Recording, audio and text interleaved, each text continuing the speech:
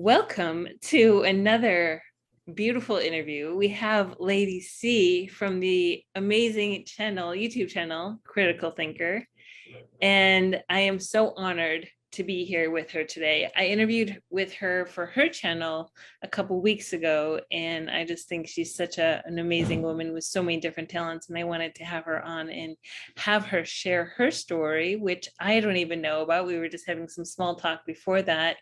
But besides being on Lady Cees channel, I thought it was so cool because she's from Michigan.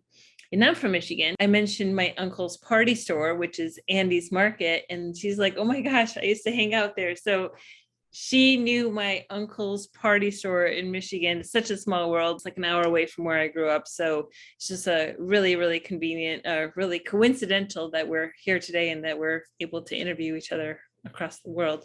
But without further ado, welcome, Lady C. Thank you so much for that wonderful introduction and being able to let you know that we have something in common, Andy's Market. Yeah, Right? Exactly. I mean, and you were one of the first ex-witness YouTube channel that I came across, and you just your channel has so much, you and your husband have created so much incredible content. So without further ado, I would love to hear your story of were you born in, did you grow up as a witness, or what got you into the Jehovah's Witnesses, and then what was your exit out? So talk us through that story. Okay. Well, the elevator speech on that is my mom was never any other religion but Jehovah's Witnesses. So I never was introduced to any other religion but the Jehovah's Witnesses. And, you know, when you're young, you don't really think about what a religion actually is until someone tells you that because of that religion, you can't do certain things. So it was like you're growing up, you're in a household. I remembered celebrating holidays, which really meant nothing to me because it was like all I knew, I was getting some toys. I was getting some toys for my birthday, or I was getting toys for Christmas. So it really meant nothing, right? So about maybe my mom introduced the religion to us about 5 years old. So where she wasn't baptized at that time, we were going to meetings. In fact, when I first started learning how to read, I was actually also learning to sing my first Kingdom melody, Keep Your Eyes on the Prize. I actually remember being I excited totally remember that song. Wow. About learning how to read at the same time I was learning how to sing, right? So I can go all the way back and remember that. So it was like, you know, so I know I was not born in because I did get a chance to enjoy my birthday. But like I said, that didn't mean nothing to me either. But then, of course, I got baptized at 18. And all I knew, like I said, Jehovah's Witnesses. And in my world, it was all about being the truth. Because when you are raised in an organization and all you ever hear is Kingdom Hall, God, Jehovah, truth, this is it. No other place can you go and get God's favor. No other place can you go and be approved, an approved associate. Jehovah, this is where he is. And that's how I grew up. So what that means is if anyone tried to come to me, a coworker, a schoolmate, I was well grounded in those thoughts. And that meant that I wasn't going to deviate.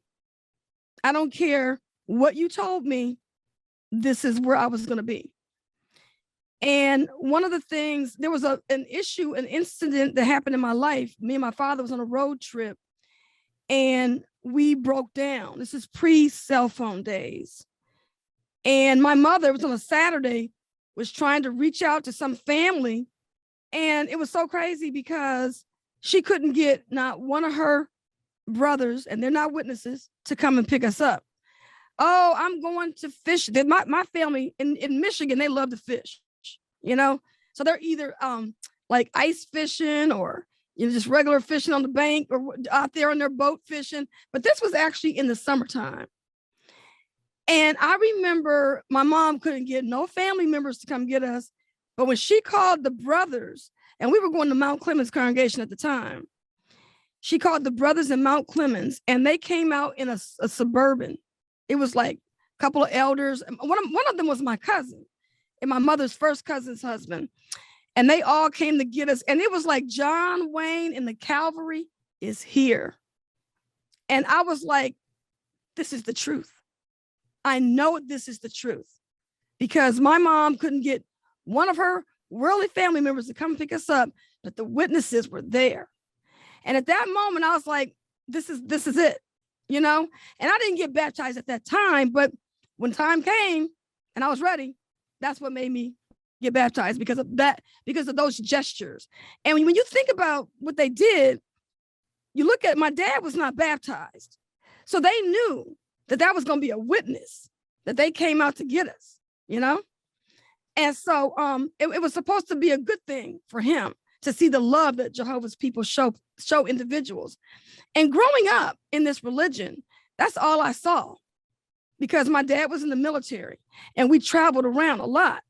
And so every time we went to a new congregation, everybody was looking for us to get there. Oh, the new family is here. They're finally here. Especially when we moved to Puerto Rico. I'll never forget that. Did you have any siblings? I have a sister.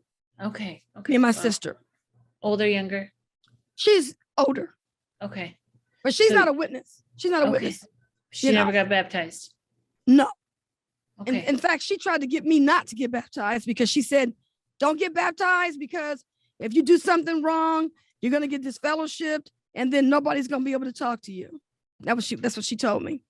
So, I mean, so, you know, so my experience was positive with Jehovah's Witnesses growing up, and the different congregations and being there with the friends and stuff like that. And what happened that was so memorable in Puerto Rico? It was just the fact that here you are going this far from home, and you're talking about with the witnesses or just being there with the witnesses? The witnesses, yeah. It was just like, here you are. You're going to this, well, it's not really it's still U.S. territory. So it's not like you're going to another country that, you know. It feels like it, though. It does. Here you are going across the water. You don't know nobody over here, but you felt at home. And we also hung out with the missionary couple. And do you know that years later, there was this brother, he was a witness kid that came to our congregation in Virginia. And he was originally from Puerto Rico. And I asked him if he knew that missionary couple. And he was so excited because he did. He knew that missionary couple. And they at the time, they were still living. And they were excited and they remembered my family. So wow. It was just the bond. And then going to the friends' home and being, you know, getting invited to the cookout. Never been to this place before. You get there, say I'm a Jehovah's Witness, and all of a sudden, here you are. You're instantly connected with people. So it was just you and your mom that were witnesses, and your sister, your older sister, and your dad were not witnesses. But you got to remember that during the time that I was in Puerto Rico, I was not baptized. Me and my sister were not baptized. We were too young. Right. You know, we were not baptized. Right. So my dad eventually got baptized though. Okay. My dad did become a witness. My sister never became a witness. Okay. Okay. So it was me, my mom, and dad that were witnesses, and fortunately, I was able to wake them up. And my mom had been out many years before she passed in January. Wow. So you got baptized at 18, and your sister had already moved out of the house at that point, and your dad was baptized as well when you got baptized, or was he baptized after? No. My dad got baptized when I was getting ready to get married. Wow. Okay. So and my sister was still living with us. She was still living in the house when I got baptized. Mm-hmm. And your parents were allowing her not to be a witness and just to live a normal life? Well, her story is very complicated. That's a whole different ball of wax. All right. Well, we won't even talk about her. We're not even going to talk about her at all. Yeah, because her situation is a whole different story. Wow. Okay. She did stay with us, and my mom was not the crazy witness. She was not your crazy witness. Okay. I was so fortunate to have a mom like I did. My mom allowed me to go to school dances. Wow. I was gonna go to my prom, and I was gonna go with this brother, but I did not want to go. I didn't want to go with him really, but I did have a prom date, and I didn't go. I still got my prom ticket upstairs in my my album, my picture album. That's so cool. But I got a chance to be a normal kid. When I lived in Arizona, all of our extracurricular activities they took place during school, so that made it easy. And then my mom let me belong to a I belonged to a so I was part of a softball league for 4 years, and the congregation that we went to in Arizona, they thought they were being smart by saying we're going to have our theocratic school and service meeting on Friday night. And so what ended up happening was that freed up another night through the week, and that other night through the week was the night that we would play softball. And so if they wouldn't have done that on Friday night, we would have had a Tuesday or Thursday night meeting, and we would not have been able to go play softball. And I can't even remember what night it was, but my mom said the only way we could play softball and be on this league is if it didn't happen on a meeting night. And so having a Friday night meeting and we didn't have a Friday night softball game made it possible. Wow. So you know what I'm saying? That's so wild. It was a little bit different from the average witness. Yeah. And it was a good thing, you know? Wow. So walk us back through, you're 18 years old, you decided to get baptized, which in the witness world, 18 is kind of old. I mean, a lot of people are getting baptized at like 10, 11, 12 years old. So 18 is like, wow, usually they're getting married at 18. So good for you for holding off till you're 18 years old to get baptized. So you know why we did that? Tell me. Because when I was growing up, we were under this notion where the area that we lived in is, how old would you have to be considered still under your parents' care? And so it would be like an umbrella effect. Mm-hmm. Jehovah realizes that you're too young to get baptized. So if something happened where Armageddon came, you're young enough where your mother could still be responsible for your actions. That was my mentality. That was our family's mentality and the congregation that we were part of. So getting baptized at an early age was not even something that I even thought about. They didn't push it. Good for you. Yeah. And so it was, and my mom, let me tell you one thing. And another thing about it was probably my mom, because my mom didn't even witness to my dad. She never, ever tried to push Watchtower down his throat. He told me he decided to get baptized because when he saw that I was getting ready to get married to a Bethelite, he said that he felt like he was losing me. And then we had all these other family members that were like, I mean, I'm talking about people that you would have never thought that would become a Jehovah's Witness, were becoming Jehovah's Witnesses. So my dad was like, everybody's leaving me. I'm over here by myself. And so he chose to get baptized on his own. Okay. And my mom never pushed Watchtower down my throat. Like my mother never said, if you don't do this, Jehovah is going to do that. I didn't hear those speeches in my house. That's so nice. I got a chance to be normal. Right. Wow. Good for you. Good for you. So from 18 to what point did you meet your husband? And I know you mentioned he was a Bethelite.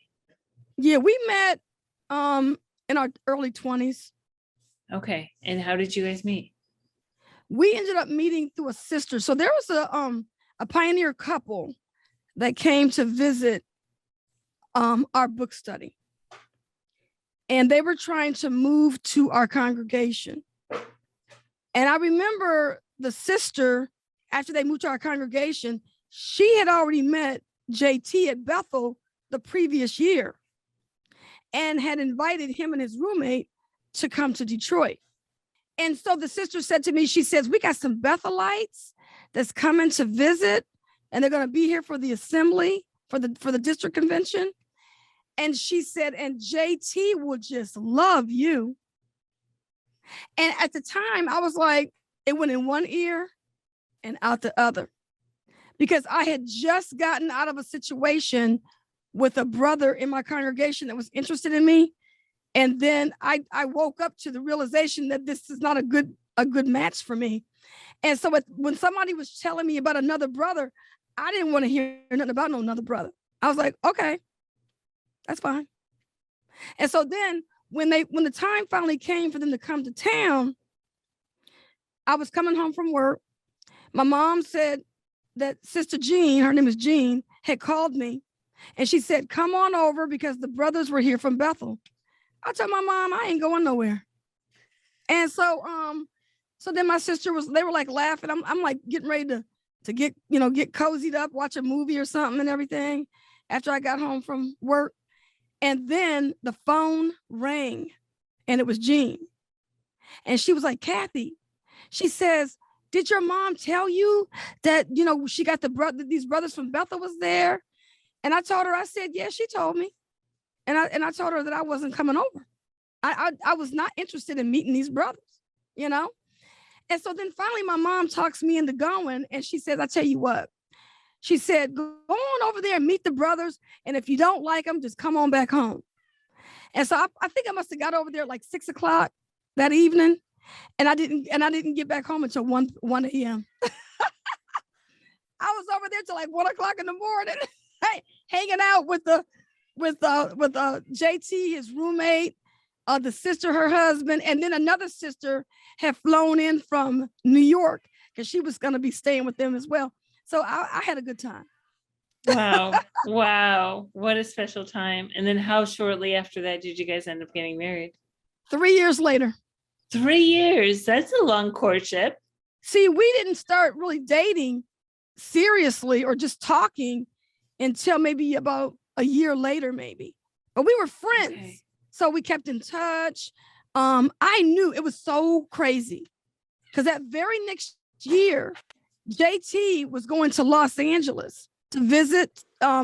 He had met Larry Graham and the year before, and they invited them out to visit LA. And so he and his roommate went out there, and Larry Graham had hooked him up with somebody in his congregation, and that's who they stayed with.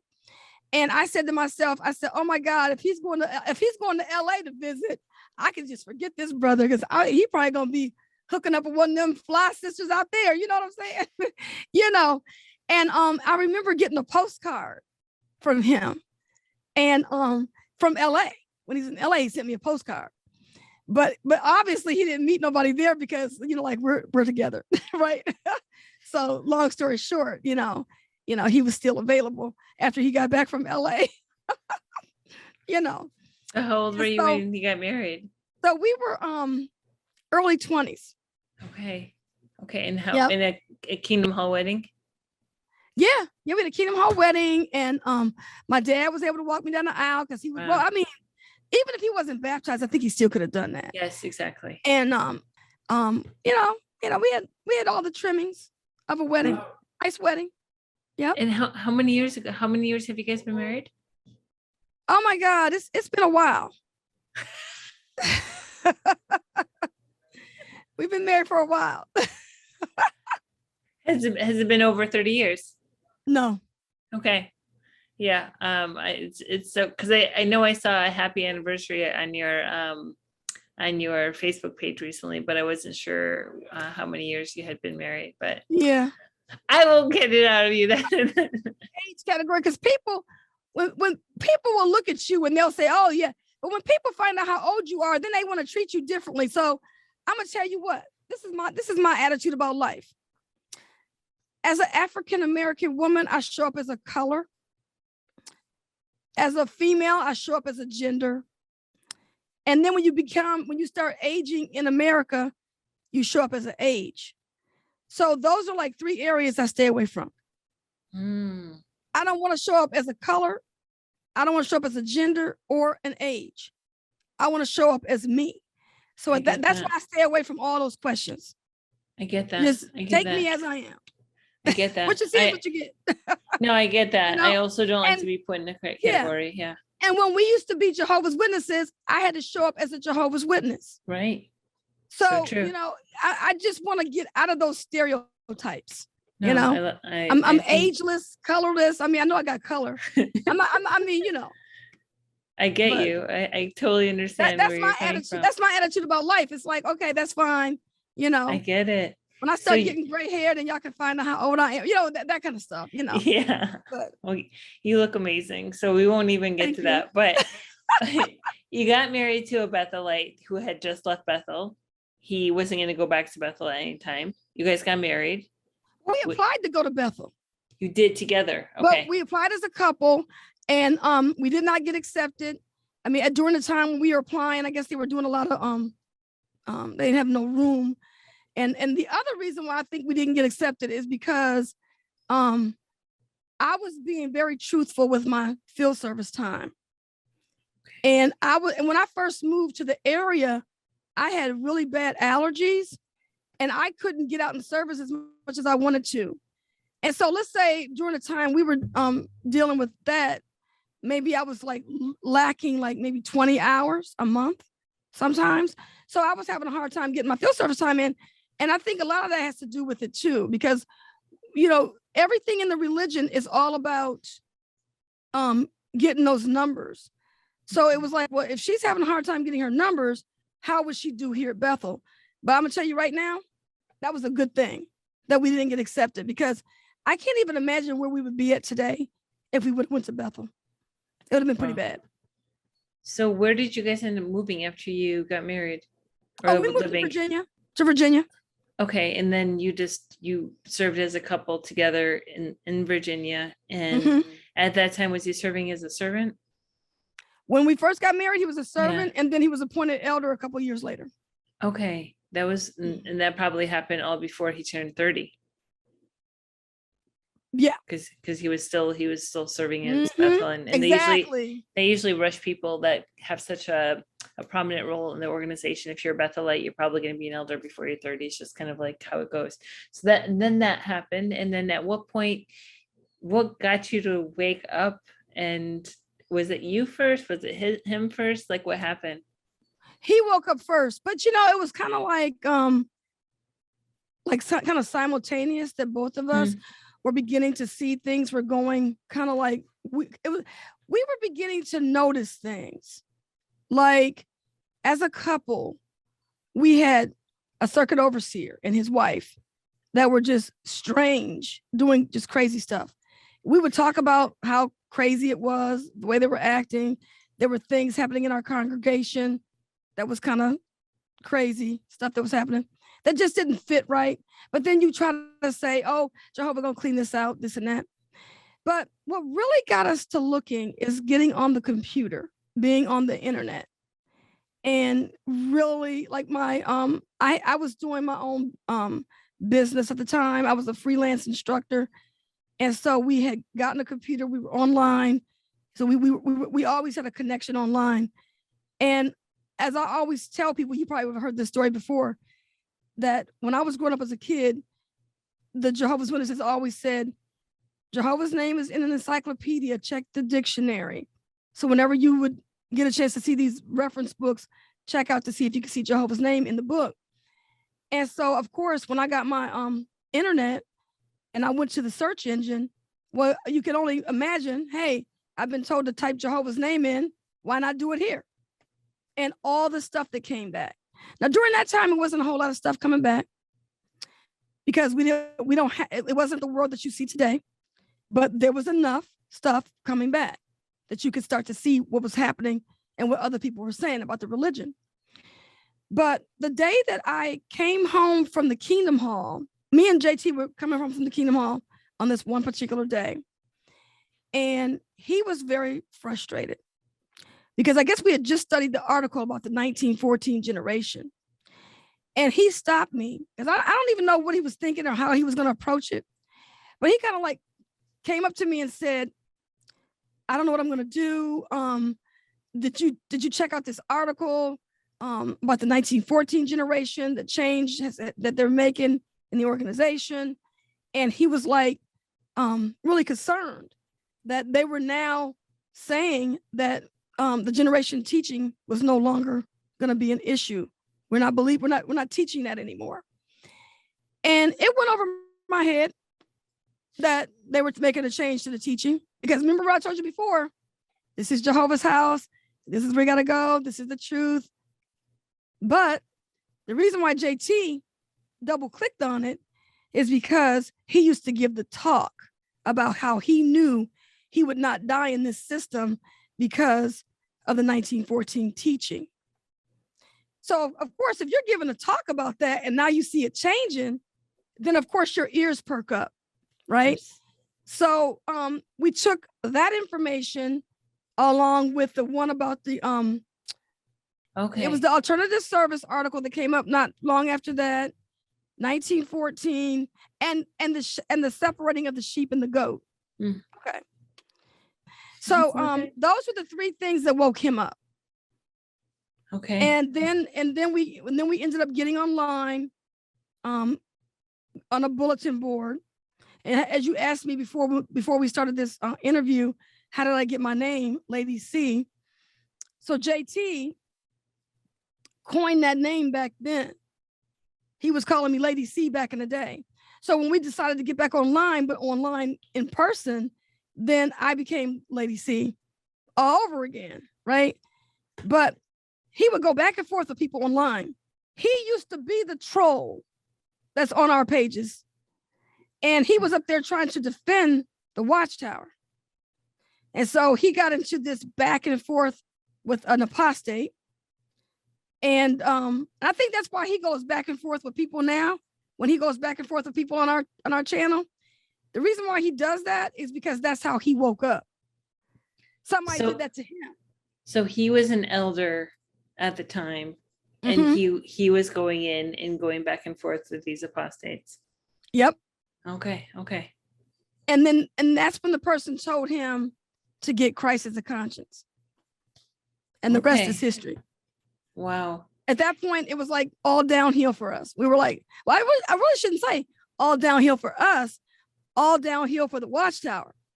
Because then when we finally got our eyes woke up, we started going uphill, So that's how that all took place. Yep. So did you guys then end up fading, or did you guys disassociate yourself, and you still had your parents that were in the religion? Were his parents in the religion, his family? Okay, so so his mother was still a Jehovah's Witness. His father never took the religion. His mother told us that she had already stopped going to meetings because she was kind of having doubts about it. But she said that if she would have told JT about that, then she thought he would turn her into the brothers. So she had already made her escape. But I don't think she really learned why she didn't want to go. She just kind of stopped going. She just faded. Now, my mom and dad were still witnesses at the time. And they were living in Ohio. And we were in Virginia. So we didn't say anything to them. And we just faded. Because JT said he would not give them the ink on a piece of paper to write a disassociation. He said they weren't worth it. He said, I didn't write a letter to join, and I'm not going to write one to leave. So that was our attitude. We did not do that at all. But we did get our publisher records cards from the system. Wow. So you ended up fading. He was an elder. Were there any kind of elders that were visiting you guys and saying, or calling you and saying, or anyone in the congregation saying, what's going on? How come we haven't seen you? Well, see, that's a good question, because when JT told the presiding overseer, that's what, during the time we were still going, it was a presiding overseer, he told them that he was going to be stepping aside. And the presiding overseer looked at him and said, you won't be coming back. I've seen brothers like you before.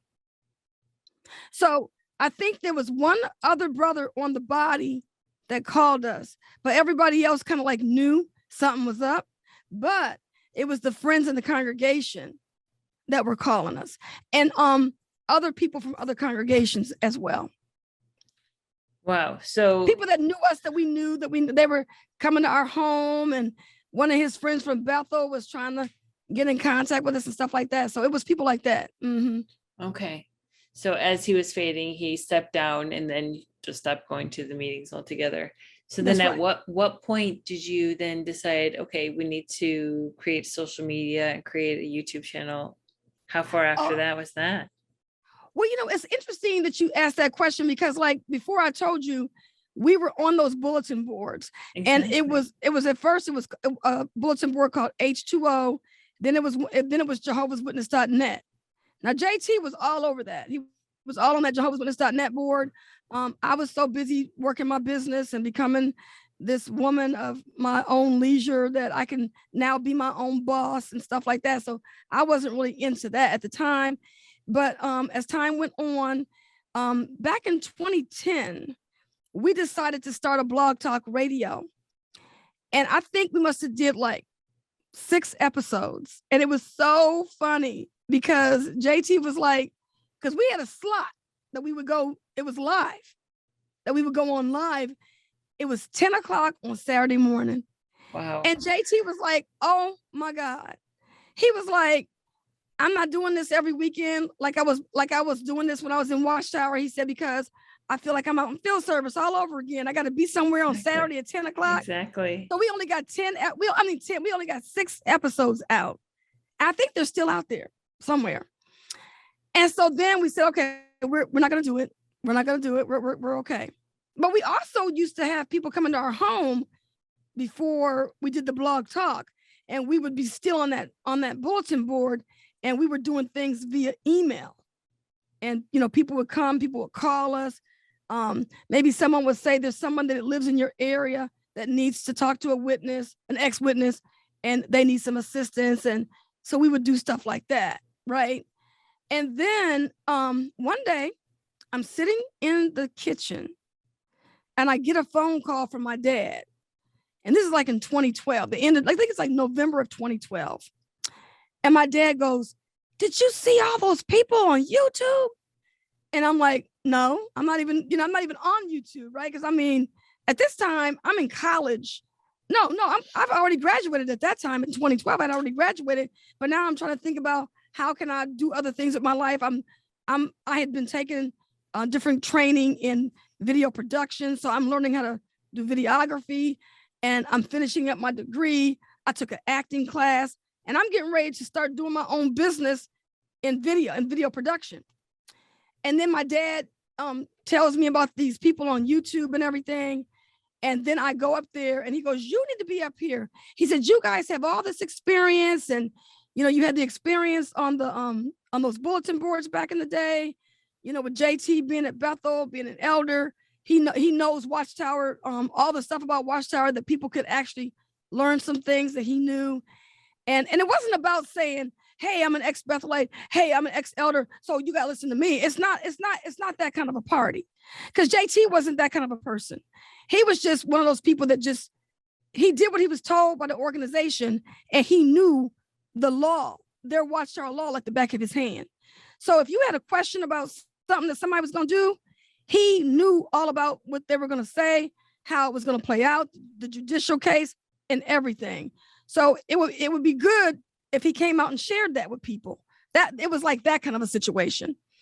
And so that's when I came out. JT had no intentions of coming out to do a channel. That was not his goal. And I was the one that decided that we were going to start this channel. So I went out in February of 2013, and I started creating all these social media accounts. And I created one for YouTube, Twitter, Facebook, and I think I did Instagram and Pinterest. I eventually got a website, and then I got our artwork together. I began doing the struggles of Jehovah's Witness women, interviewing people. And this is before we weren't even going on camera at the time. We were just doing audio. When JT and I started our YouTube channel, we were doing all audio. And we had this music that was so loud, and people were like, oh my God, can you turn down that music? And so then eventually we got rid of the music, And then we came out on camera, because we didn't plan on coming out on camera when we first started out, because we didn't even know how to even handle that. The idea of being on camera, showing our face. So eventually we came out on camera, and then we just kept on working our channel. And eventually we just, ended up, meeting all these people. And we had, like Daniel, he found us online, and he's come to our house like 4 or 5 times and did videos and Who's and Daniel? then just Daniel is the guy who you will see him on there. He refers to himself as Toasted Almond. Okay. And he's on like, I think we did about 20 videos with him, 20 or 25, maybe a couple years ago. And and he's the other gentleman on the camera that's actually interviewing JT in some of our videos. I think he did the one about Jesus is not your mediator, about Jehovah's Witnesses and that. And he was on the video with us with Ray Fran's WikiLeaks. I think he did the 144,000 video with us. So he's done quite a few videos. So he partnered with us and did some videos and stuff. Yeah. Wow. What was your intention when you first launched Critical Thinker in 2013? Because I know you said you really didn't start making videos until 2014. What was the concept behind it? That's a good question, because at that point in time, it was just about creating a body of work where you could leave a footprint to give people information.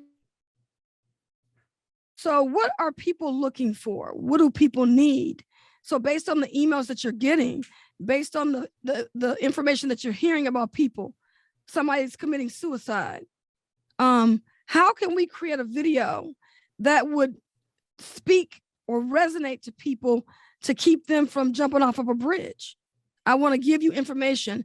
You need to learn as much as you can about this religion. A lot of people wake up from the sleep of being in Watchtower, right? And the first thing they want to do is they want to come out and tell their story. And I think we got a video about that. Are you ready to tell your story? Because when you come out, you got to remember, it's easy to come out and tell your story, but then you can't back away from that, because now all your family is shut down. It's too late now. You know what I mean? The other thing would be about when you leave the religion, you've been in this religion all your life. Someone has told you, you can't do this, you can't do that. So you're tired of that. You're tired of people, like putting you in this mold and telling you what you can and cannot do.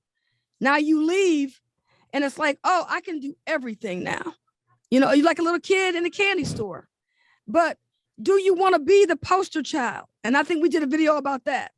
Mm-hmm. And a young lady reached out to us and she wanted to tell her story about how she was a Jehovah's Witness poster child. And she said that you're only hurting yourself, because it's like the laws of nature. It's like, I don't care what nobody tells you.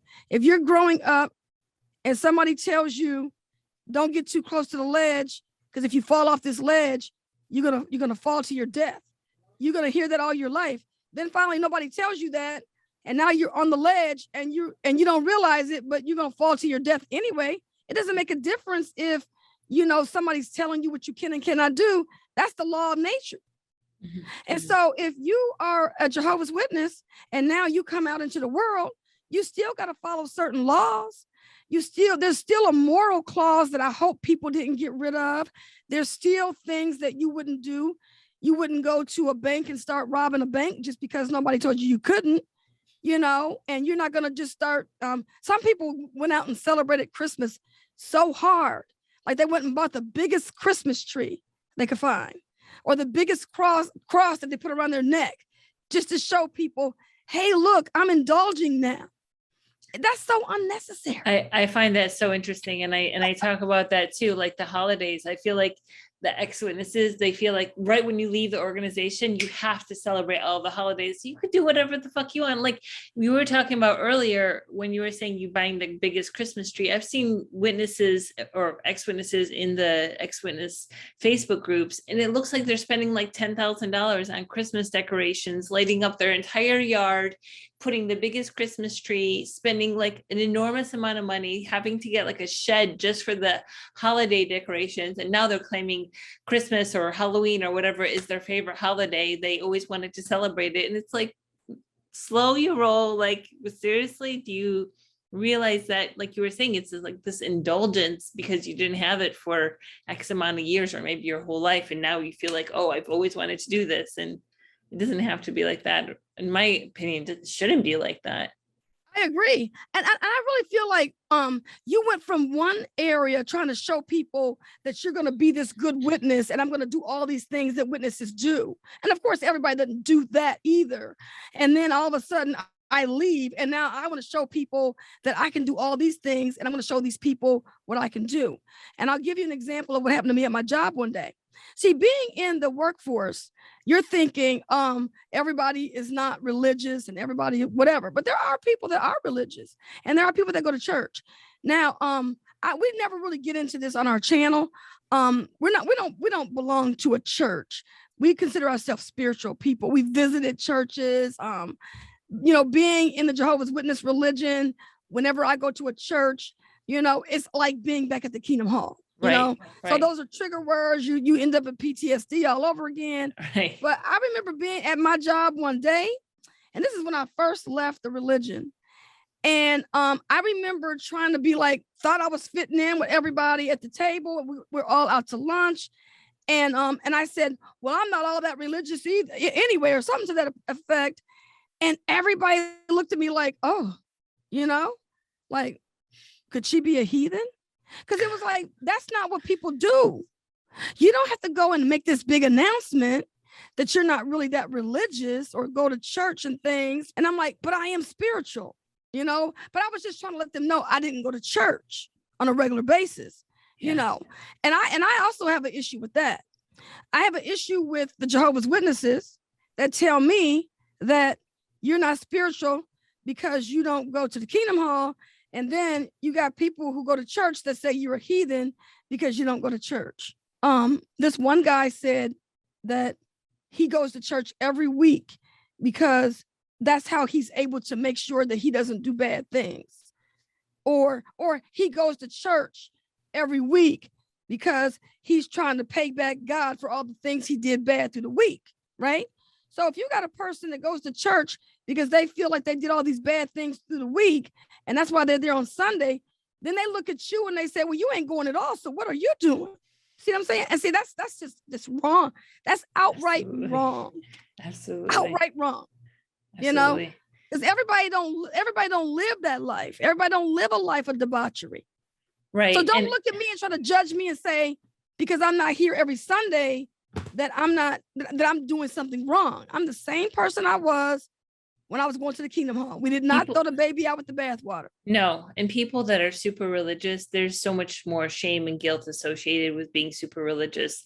They can have all sorts of addictions and then childhood trauma that they're covering up with the addiction. And now God is going to fix everything. Like, look inside of yourself. What is going on with you? What kind of behaviors are you having, like you said, throughout the week that's making you feel like I need to go to church every Sunday? Because then church becomes the addiction.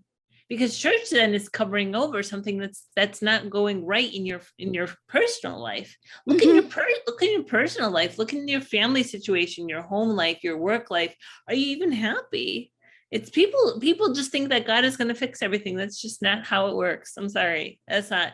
I don't believe that God is going to fix things. You fix things. You fix the situation. You are the one who takes care of the situation. That's just how I personally feel. But beyond that, let's go back to your channel and how you've created this incredible space within the last almost 10 years now. You've been in the YouTube space. And I asked you before we started this video, are you kind of done with Critical Thinker and are you ready to move on with your next project? Because you're such a smart woman and you have so many different business ideas. So talk us a little bit about where you see yourself moving forward with Critical Thinker now that it's been, like I said, almost 10 years that you've been in the space, 9 years since you started the channel. What do you see as a trajectory of what Critical Thinker is going to look like in your future? And where do you see yourself in the future? Because I know that you're so multidimensionally talented. You went to school to do video editing, and you have such an intense background with all this different avenues. Where do you see yourself being? My initial goal was to hand off the Critical Thinkers to JT. That was supposed to be his baby. So that would be his project. You know, he would be the one that would manage that. And then I would go off into doing my computer training. I have a Creative Studio 101 YouTube account where I'm actually teaching computers, which that's my actual day job, that I've been teaching computers for almost 20 years. Wow. And then I've got a Hidden Struggles channel, Lady C Hidden Struggles. And the Hidden Struggles channel was supposed to be a spinoff of Critical Thinkers, because you got to keep your stuff separate. So the Critical Thinkers is about, hey, let's wake up people, help them to see that this is not the truth. And then Hidden Struggles would be like, how did I survive after I left? So then people will be coming over there talking about the struggles that they had, but it would be a good outcome, because it's supposed to be about learning life lessons without going through the experience. And so where I do have people on that channel where I've done some interviews, I'm still trying to structure it. And every day I wake up, I chisel a little bit more to get it fine-tuned. I think I was talking to my dad the other day, and I think I got a little bit of what I'm gonna do on that channel, but I'm not gonna divulge it just yet. But it needs to be something consistent, something that is in the same realm.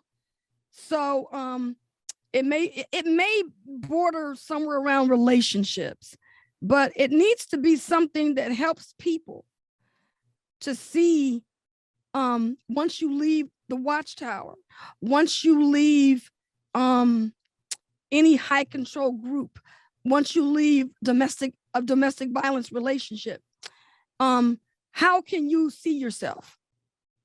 You know, how do you survive after leaving a cult, a bad relationship? You know, that's what this channel is supposed to be about.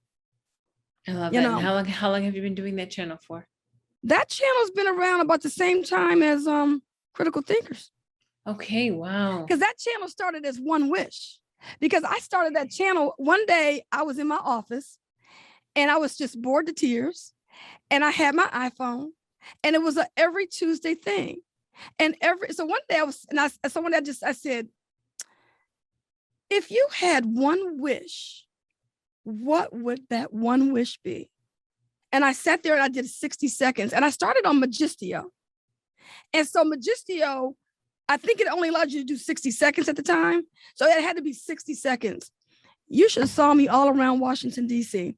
I'm sitting at the coffee house, you know, hey, a happy Tuesday. You know, this is, if you had one wish, my one wish for you today is that you stop being whatever. And then I would do that. And I think I did 20 episodes of One Wish. Wow.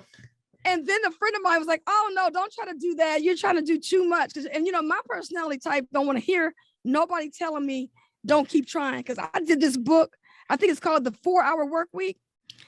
It said you're going to come across 200 ideas before you hit the jackpot, before you get the right one, right?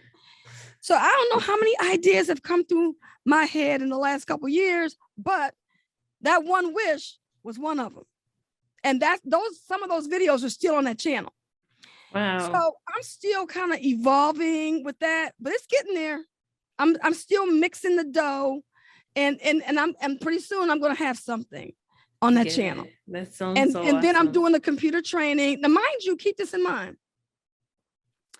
What people see, I'm a creative, right? I would be the person that would help you be creative. I used to do this on my job all the time. I was the one that would come up with the idea, and then if you wanted it, this is if you want it, you want my idea, you can have it. But if you don't want my idea, fine. But at my other, not the job I'm on right now, on another job. And I was doing this type of stuff at that job. And they appreciated what I was doing too. So anyway, bottom line is, I am the kind of person that is going to help people get ideas. So you might start a YouTube channel and you may decide that you want to just do a body of work, because a YouTube channel doesn't have to be a thing where you're going to continue to maintain the channel. It could just be, I got some things I want to share with the world. I got some things that I want to get off my chest, and I'm going to do it in these 50 videos. And I'm going to put this out here if people like it or not. And then I'm moving on to my next, whatever it is, project. So the way I look at YouTube is like my playground.